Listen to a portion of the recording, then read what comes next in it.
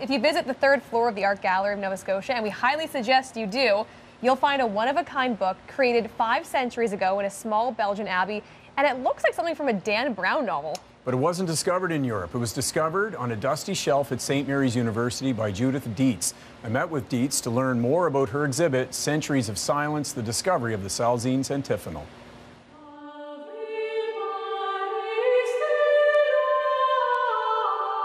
This remarkable book is called the Salzine Antiphonal, and it comes from Belgium, created in 1554 or 1555, but actually rediscovered by Judy Dietz in, of all places, a library at St. Mary's University in 1998. Judy, thank you for seeing us here today at the Art Gallery of Nova Scotia in this remarkable exhibit.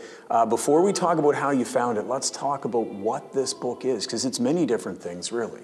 Well, the Salzine's Antiphonal was made as a choir book for the nuns at the Abbey of Salzines.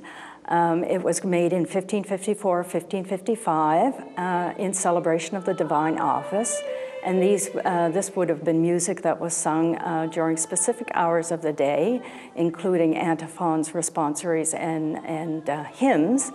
But it also contains the unbelievable, beautiful images of the nuns who lived at the Abbey of Salzines in 1554 and 1555. Why is it so rare that we'd see nuns depicted in a book like this? Well, one can sometimes find abbesses and more prominently abbots depicted in illuminated manuscripts. But to have the regular nuns included in the manuscript, again, is unheard of. It's truly a memorial record for the nuns of Salzines.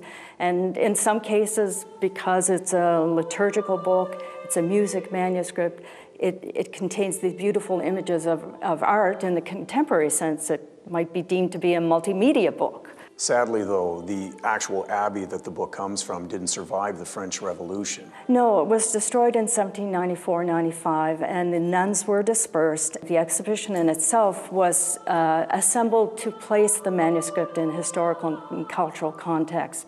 So the paintings that are included in the exhibition also include images of the Abbey of Salzines during the centuries. Also the nuns, some of the abbesses who lived at the Abbey of Salzines. So the theory of how this book ends up in Halifax is connected to a really fascinating man by the name of William Walsh.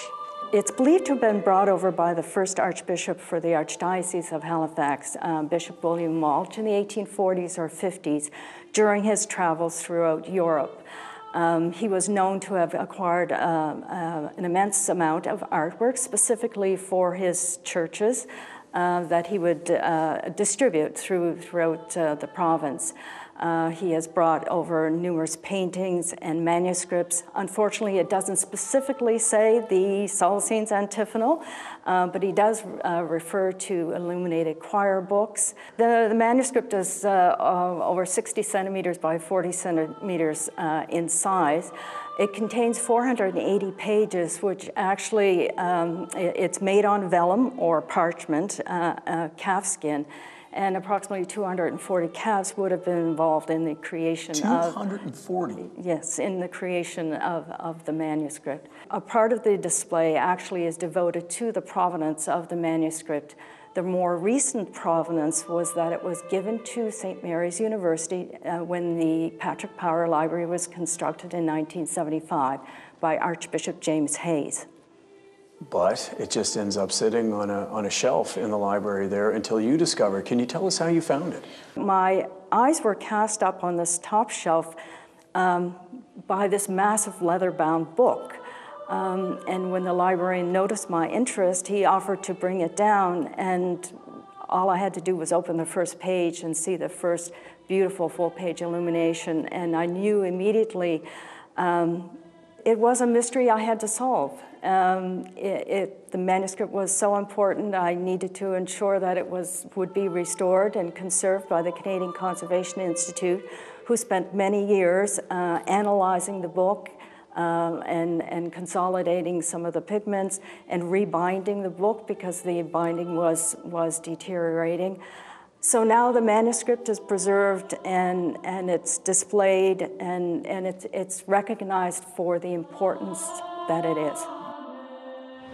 Good, finally. Yeah, absolutely. I want to say thank you and congratulations to Judy Dietz. This is a huge exhibit. It's about a dozen rooms, and it runs at the Art Gallery of Nova Scotia until January 28th. So you have time, but you're running out of time this month if you want to check it out. The exhibit, by the way, is going to be going home to Namur, Belgium. That's where the Salzine Abbey was located in that town in 2020. And the music I just want to pass along that you hear is actually hymns from the book as well. Cool. So, yeah. It gives you an entirely different appreciation for how much work would have gone into a book like that. Yeah. Even just making the pages, we don't want to think about how they were made, but and creating them and bringing it to life, it was beautiful. Yeah, and there's still a lot of work going. I asked Judy, I said, you know, are there more discoveries in this book, more secrets it holds? And she said, absolutely. So there's more research on the book itself going on. It literally is one of its kind in the world. I hope Dan Brown somehow sees that.